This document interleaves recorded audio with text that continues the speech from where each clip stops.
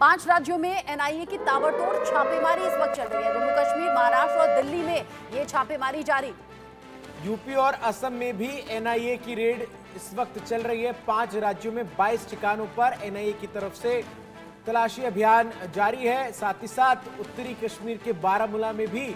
NIA की छापेमारी चल रही है। तो वहीं महाराष्ट्र के जालना, औरंगाबाद और मालेगांव में भी एनआईए की टीम जो है वो इस वक्त लगातार सर्च ऑपरेशन को अंजाम दे रही है। साथ ही साथ अब तक 4 संदिग्धों को भी हिरासत में लिया गया है। सूत्रों के हवाले से एक खबर सामने आ रही है। दरअसल आतंकवादी फंडिंग मामले में एनआईए ने ये छापेमारी शुरू की और बड़ी कामयाबी भी इसमें मिली है। 5 राज्यों के 22 ठिकानों पर तलाशी अभियान जारी।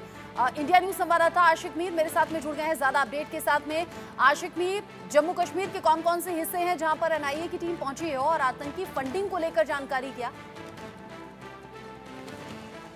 नेशनल इन्वेस्टिगेटिव एजेंसी की तरफ से आज सुबह छापामार कार्रवाई उत्तरी कश्मीर के बारामूला के कई एक इलाकों में देखने को मिली और जहां पर अभी भी रेड जो है चल रही है। आपको मैं ये भी बताना चाहूंगा कि ये टेरर फंडिंग मामले में ये रेड डाली गई है। बताया जा रहा है कि जैश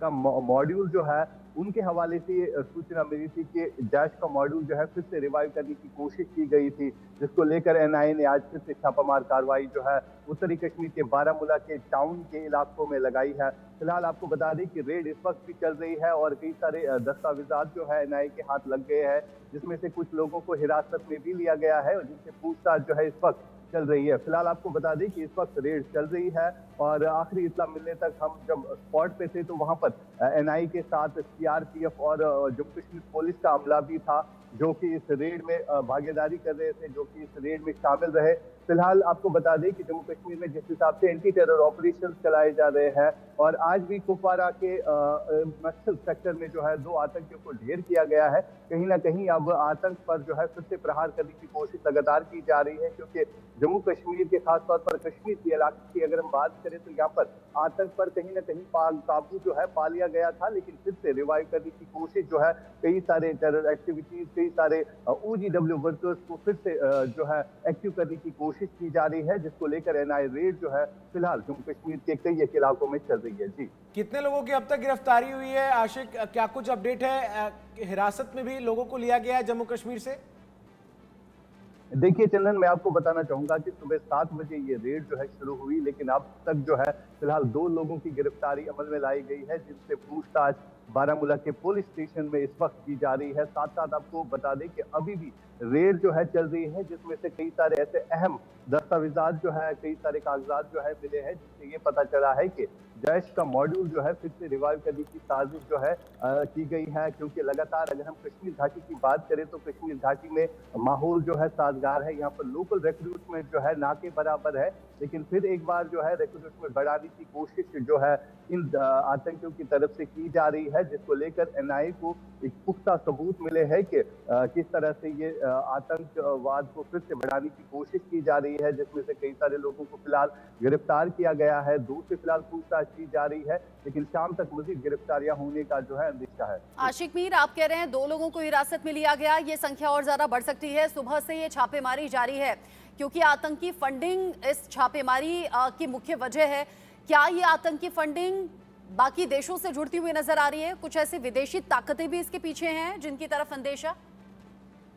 देखिए, अगर हम बात करें तो बीते कुछ साल पहले भी इस तरह एनआईए की तरफ से कई जगहों पर रेड की गई, जिससे कई सारे ऐसे लोगों को गिरफ्तार किया गया जिनको बाहर से यानी पाकिस्तान से पैसा आता था और वो पैसा जो है इसी टेरर एक्टिविटीज में जम्मू कश्मीर में खर्च करते थे। इन्हीं मॉड्यूल को जो है फिर से रिवाइव करने की कोशिश कर रहे थे, यानी ओजीडब्ल्यू वर्कर्स के थ्रू ये पैसा जाता था अलग अलग जगहों पर जहां पर टेररिज्म को बढ़ाना होता था। फिलहाल अगर हम आज की बात करें तो फिलहाल जिस हिसाब से गिरफ्तारियां लाई गई है और 2 लोगों को गिरफ्तार किया गया है, जिनसे पूछताछ की जा रही है, शाम तक और भी गिरफ्तारियां होने का अंदेशा है और कई सारे अहम दस्तावेजात जो है इन लोगों से बरामद हुए हैं, जहां पर ये रेड जो है इस वक्त चल रही है। जी, इसके अलावा न केवल जम्मू कश्मीर बल्कि देश के कई राज्यों में एनआईए जो है इस वक्त एक्शन में नजर आ रही है और बीते 1 से 1.5 हफ्ते पहले भी एनआईए की टीम की तरफ से जो है अलग अलग राज्यों में दबिश दी गई थी और उसके बाद जिन आरोपियों को हिरासत में लिया गया उन्हीं से पूछताछ के आधार पर क्या इन तमाम ठिकानों पर जम्मू कश्मीर समेत तमाम राज्यों में इस वक्त एनआईए की टीम सर्च ऑपरेशन कर रही है आशिक? बिल्कुल उत्तरी कश्मीर के इलाके बारामूला की अगर हम बात करें तो ये वो इलाका है जो कि एक अगर हम आज से 1 साल पहले की बात करें तो टेरर फ्री इलाका ये करार दिया गया, क्योंकि यहाँ पर लोकल रिक्रूटमेंट जो है आतंकियों की नहीं हुई, बिल ना के बराबर थी, जिसको लेकर अब जो है कहीं ना कहीं ये लग रहा है आतंकियों की यहाँ पर फिर से आतंक को रिवाइव करने की साजिश जो है रची जा रही है। क्योंकि हमने देखा मिलिटेंसी का शिफ्ट जो है जम्मू के इलाकों में कई टाइम से हम देख रहे हैं, और कश्मीर में जगह जगह पर अगर हम देखें तो लोकल रिक्रूटमेंट जो है ना के बराबर है। अब जो है हालातों को फिर से खराब करने की कोशिश जो है की जा रही है, जिसको लेकर यही आतंकी चाहे जैश ए मोहम्मद का आउटफिट हो या हिजबुल के